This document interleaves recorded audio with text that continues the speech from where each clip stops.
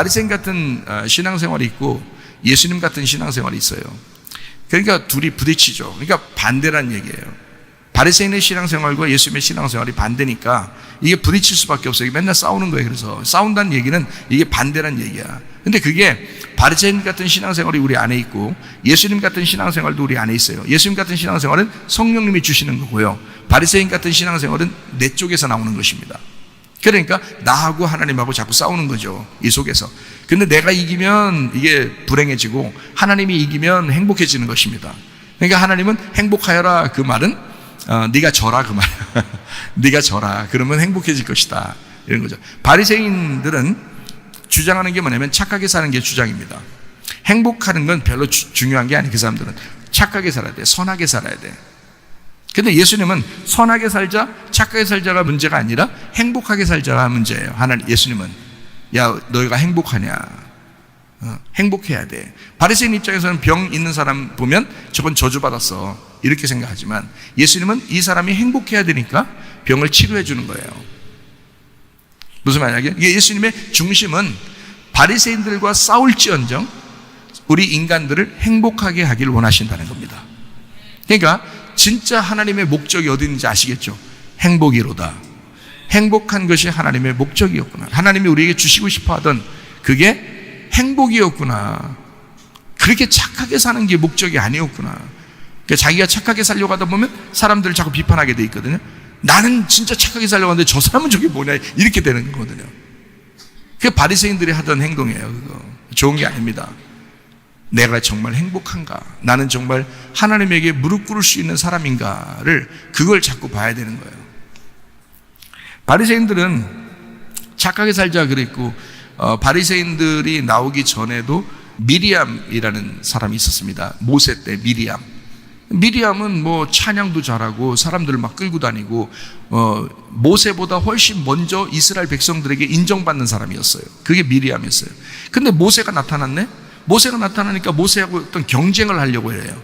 근데 모세는 하나님이 선택한 사람이고 미리암은 그렇게 그냥 신앙생활 가운데서 인정받는 그런 사람이었단 말이에요. 하나님이 누구 편 들어줄까? 모세 편 들어주죠. 당연히. 민수기 12장에 나와 있는 그런 말씀들이죠. 그래서 이 미리암은 원래부터 신앙생활하고 종교성이 강하고 리더십이 강했던 사람이에요. 미리암이라는 사람이 9세대 신앙생활을 가진 사람이죠. 네. 그건 늙은이, 신앙생활에서도 늙은이들, 기득권을 가지고 나는 뭐 장로야, 나는 집사야, 나는 권사야, 나는 목사야, 내 뜻대로 해야 돼, 막 하면서 막 거드름 피고 이런 거 있잖아요. 그게 종교성입니다. 그 바리새인들이나 갖고 있는 그런 종교성이거든요. 근데 예수님 쪽에서는 우리가 행복하길 원하고 모세가 새로 나타났잖아요. 이게 신세대입니다. 젊음이에요. 젊음에는 자유가 있고 그 자유가 있으니까 젊은 사람들 이야기도 들어줘야 되죠. 그러니까 교회에는 젊은 사람들과 연세 드신 분들이 같이 있잖아요. 그 젊은 사람들의 이야기를 자꾸 들어줄 줄 알아야 돼요. 그러니까 하나님 말씀으로 자꾸 돌아오게 되면 우리가 서로 연합해서 하나가 됩니다. 그런데 이 바리새인들이나 이 기득권층은 주로 죽음이 두렵습니다. 죽음이 두려워요.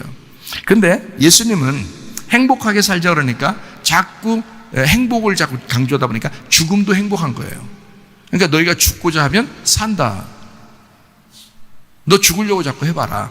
행복할 거야. 너 죽음이 오면 행복할 거야. 죽기 아니면 까무러치기지. 그러면 너 행복하게 될 거야.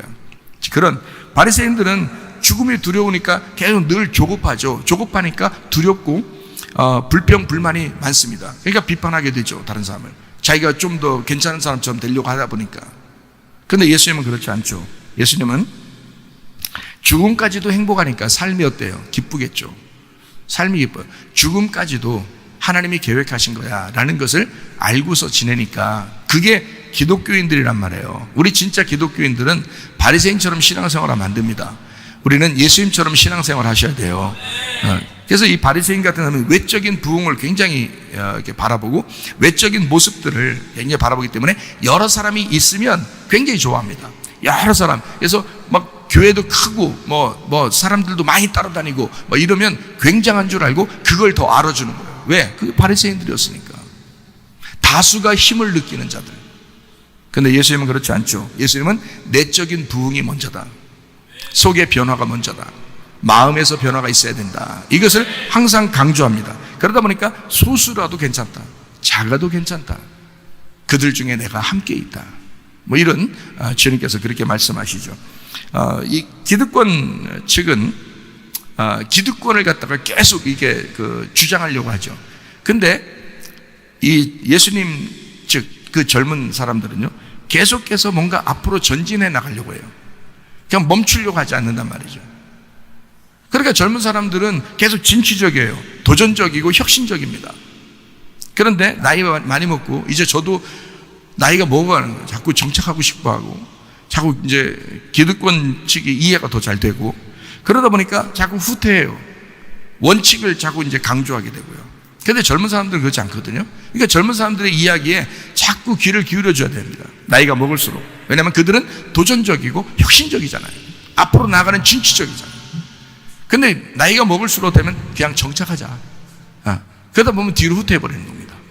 젊은이들은 앞으로 쭉 나가고 자기들은 막 뒤로 후퇴해버려요. 그러니까 원칙을 강조하게 되죠. 근데 젊은 사람들은 그렇지 않죠. 자유롭다는 겁니다. 진리를 발견하게 되면 그 진리 안에서 자유하게 되고, 방법들은 여러 가지가 있으니까 한 가지 방법을 요구하는 게 아니잖아요. 원칙은 하나지만 방법들은 여러 가지거든요. 근데 사람들은 나이가 먹을수록 자꾸 고집을 부린단 말이에요. 그렇지 않다고. 여러분, 서로 화해하고 용서하고 서로 다름을 인정하는 그런 사람들이 되셔야죠. 네. 그게 이제 용서고요. 그게 서로 하나 되는 그런 방법이거든요. 그러다 보니까 바리새인들은 조건적이고 늘 율법적입니다. 마태복음 23장에서도 요한복음 8장에서도 예수님과 부딪히는 그 장면이 나오는데, 마치 독사의 자식이다, 예수님이 그렇게 욕할 정도로 너희들은 정말 하나님하고 반대야, 이런 얘기들을 합니다. 조건적이고 율법적이니까. 근데 예수님은 어때요? 무조건적입니다. 은혜적입니다. 아무리 죄인이라도, 아무리 아픈 사람이라도 하나님이 그를 사랑하신다, 하나님의 사랑을 선포하고 그에게 은혜를 베푸신다, 이런 하나님의 마음을 우리가 가져야죠. 우리가 알아야지. 그걸 알아야 우리도 행복하죠. 하나님의 마음이 나를 심판할 거야, 나를 괴롭힐 거야, 이렇게만 하면 이제 괴로운 거예요. 힘들어지는 거예요. 하나님 마음을 모르니까. 하나님 우리가 행복하길 원하신다는 겁니다. 하나님은요. 근데 마귀는 우리가 불행하길 원하죠. 그러니까 하나님의 행복을 찾으셔야 돼요. 여러분이 뭐에서 찾아요? 믿음이라는 말씀에서 찾는 거예요. 믿는 거예요. 하나님은 나에게 분명히 행복하게 해주실 거야 라는 것을 믿으면 그때서부터 기도의 응답이 시작된다고요. 아니, 그것도 하면 하나님도 안 믿는데 뭔 기도의 응답이 오겠어요. 생각해보세요. 하나님을 인정하고 하나님을 믿으셔야 돼요. 그래서 제가 끊임없이 주일날 진리를 말한다라고 하는 것은, 그 진리는 무조건적인 사랑이신, 은혜이신, 사랑이 넘치시는, 용서하시는, 용납하시는 은혜의 예수님이다, 그런 하나님이다 라고 계속 주장하는 겁니다. 하나님의 마음을 깨달아라, 하나님 마음을 믿어라, 제발 믿어달라, 우리 하나님의 마음을 좀 믿어달라 그렇게 얘기하는 것입니다.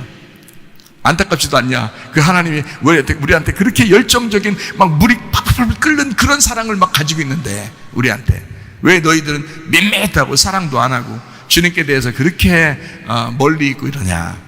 주님의 그 열정적인 사랑을 그 안에 푹 담겨서 삶아져라. 그러면 기도의 응답은 저절로 오게 돼 있다. 이해가 되시겠어? 그러니까 그런 마음으로 우리가 살면 더 행복하다, 그 말입니다. 행복하기를 하나님이 원하시기 때문에 그래요. 진짜 행복은 여러분이 죽는 데 있습니다. 제가 왜 죽는다는 말을 자꾸 하냐면, 죽어야 사니까 그럴 거예요. 죽어야 사니까. 그거를 저는 아는데 그걸 얘기할 수밖에 없거든요. 근데 자꾸 산다만 하면, 죽는다는 게 없이 자꾸 산다만 하면 그건 오히려 죽는 거거든요. 그 죽이려고 하는 거예요. 누구 잘못된 얘기예요, 그거. 죽는다고 해야 그게 진짜 행복이고, 죽는다고 해야 그게 사는 거거든요. 고린도전서 15장 31절 말씀입니다. 형제들아, 내가 그리스도 예수 우리 주 안에서 가진 바 너희에 대한 나의 자랑을 두고 단언하노니 나는 날마다 죽노라 그랬거든요. 나는 날마다. 왜? 주님이 은혜니까. 은혜 받은 사람은 날마다 죽는 거예요. 그러니까 날마다 죽는다, 다른 말로 말하면 나 은혜 받았다, 그 말이에요. 죽어도 되는 거야.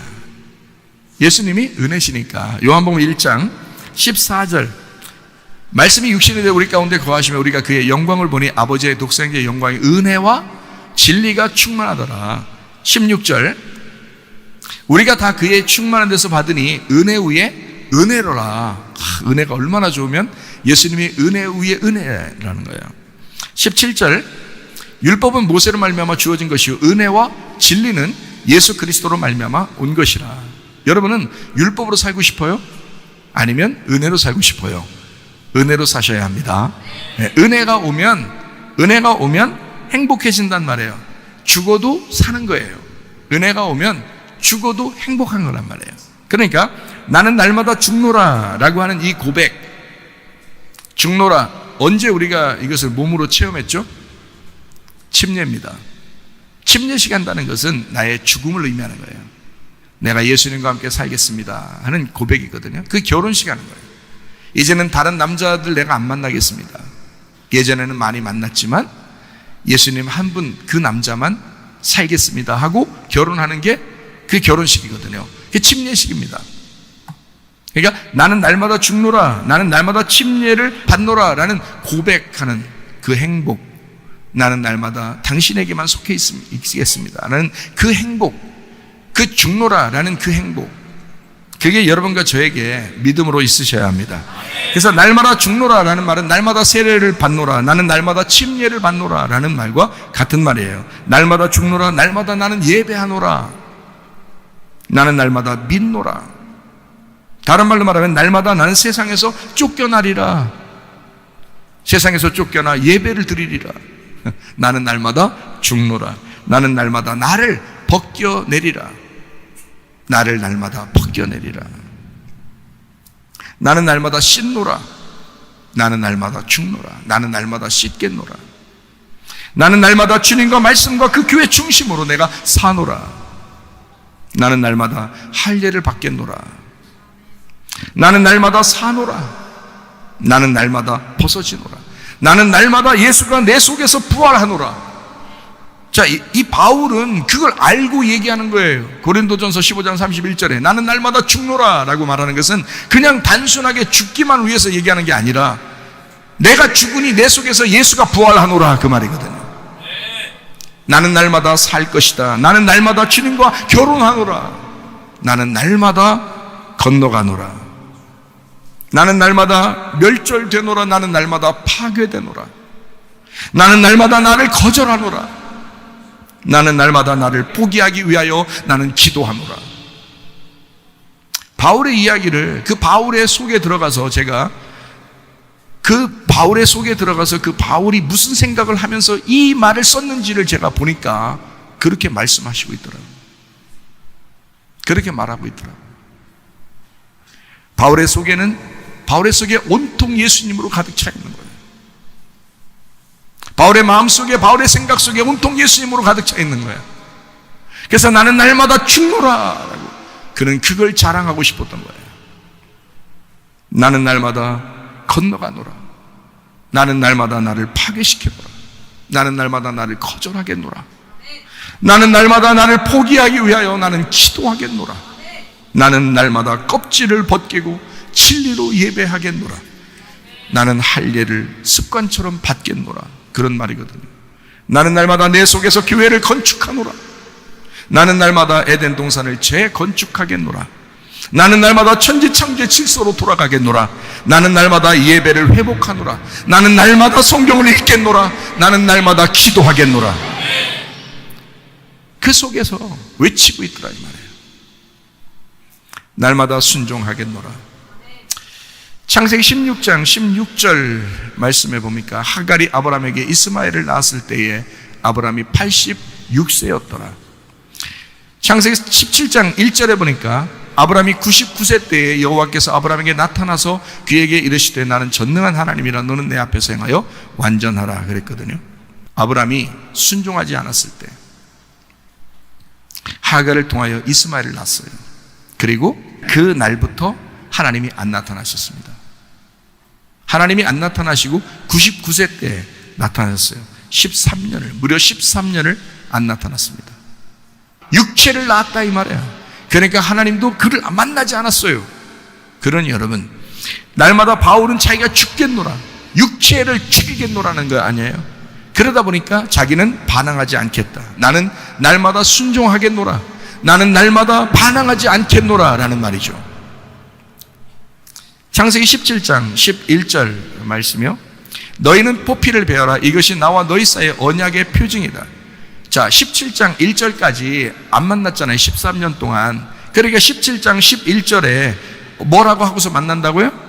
와가지고 만나서 뭐라고 했어요? 너 껍질 안 벗기면 나 안 만날 거야. 너 껍질 벗겨야 그 다음부터 내 자식인 거야. 이게 언약의 표징이야. 너 껍질 벗겨야 돼.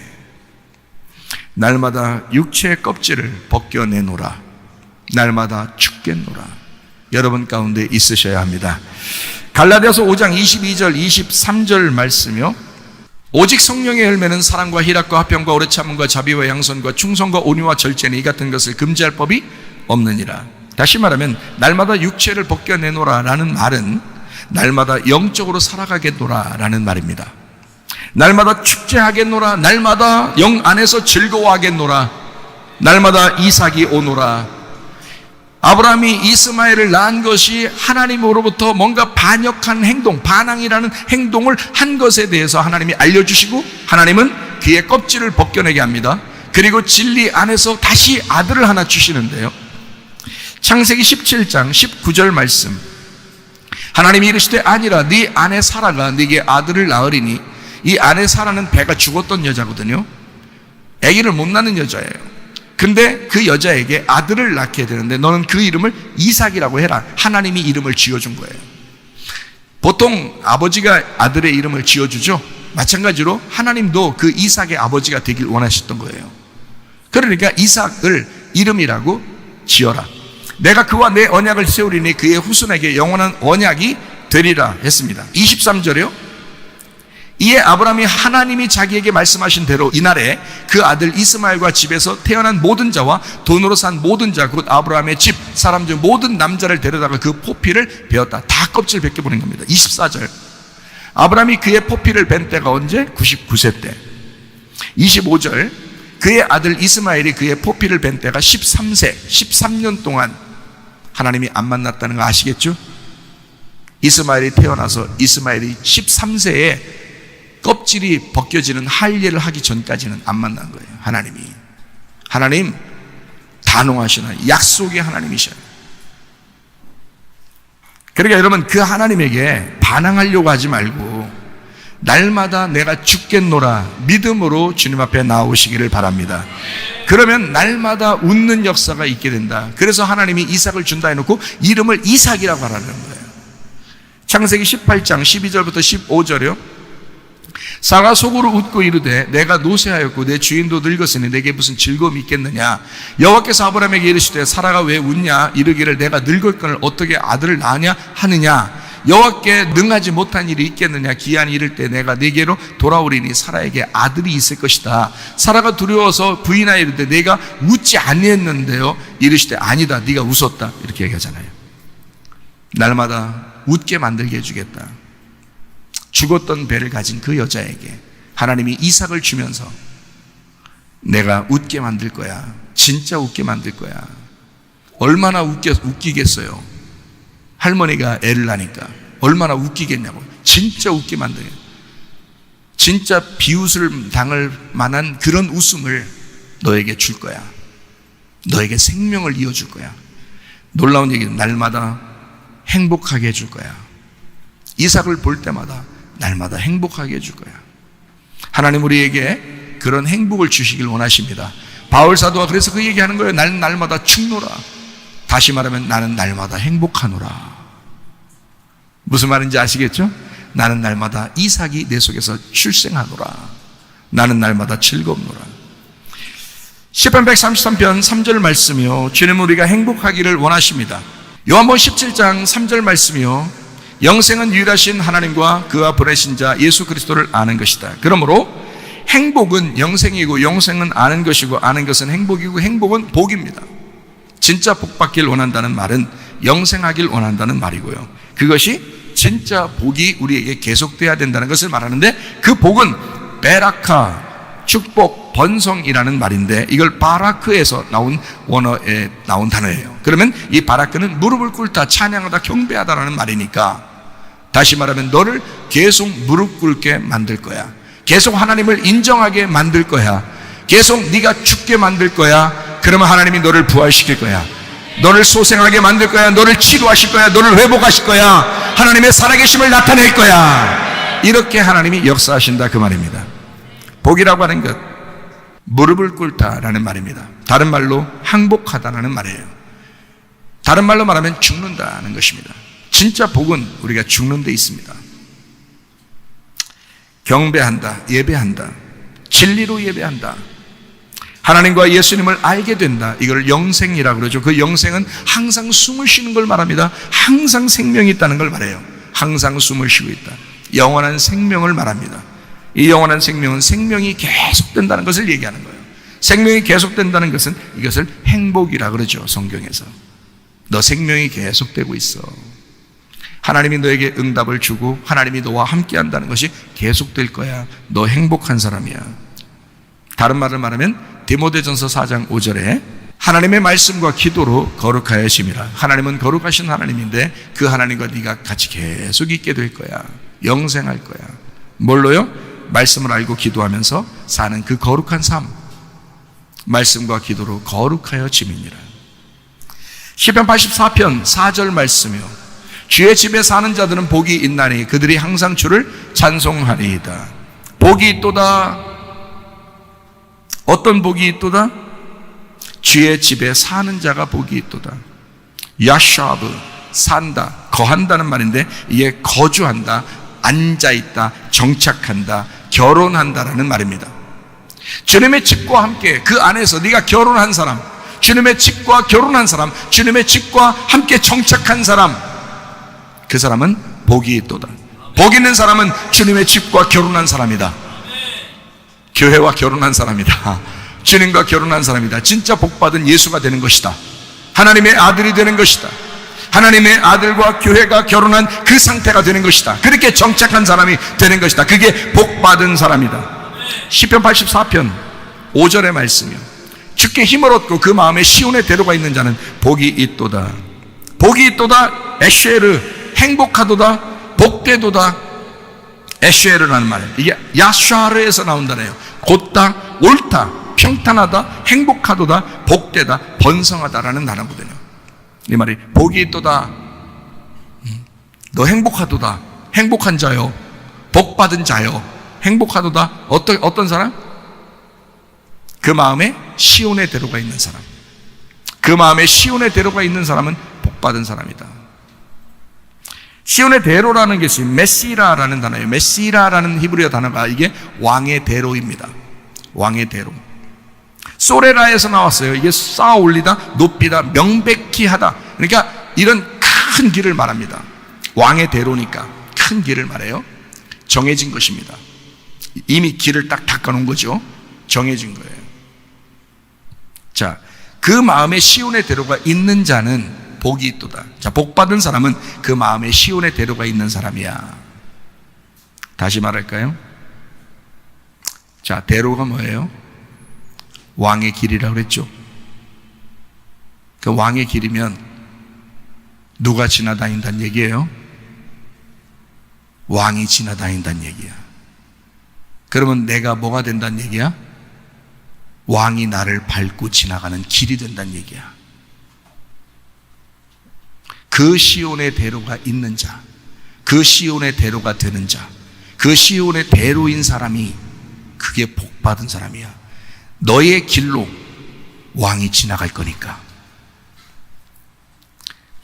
네 마음으로 왕이 지나다니실 거니까. 네 생각으로 하나님의 왕이 지나다니실 거니까. 네가 그 길이 될 거니까. 그러니까 내 생각과 내 마음이 하나님을 이겨버리면 안 되는 거죠. 왕이 나를 밟고 지나가셔야죠. 이해가 되십니까? 그러니까 주여 왕이시여 나를 밟고 가시옵소서, 이렇게 기도하셔야 되겠죠. 나는 날마다 죽노라. 왕이시여 나를 밟고 지나가시옵소서. 왕이 지나가는 그 거룩한 길, 거룩할 성, 길도 하면 성도가 된단 말이죠.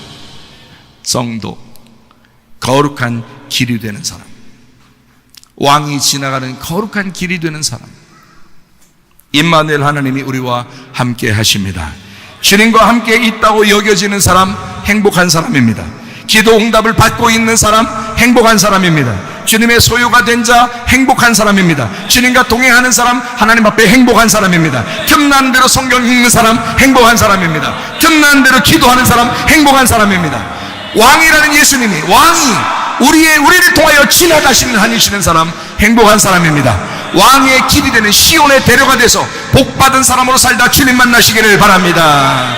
그러므로 나는 살아 죽으나 주님의 것이요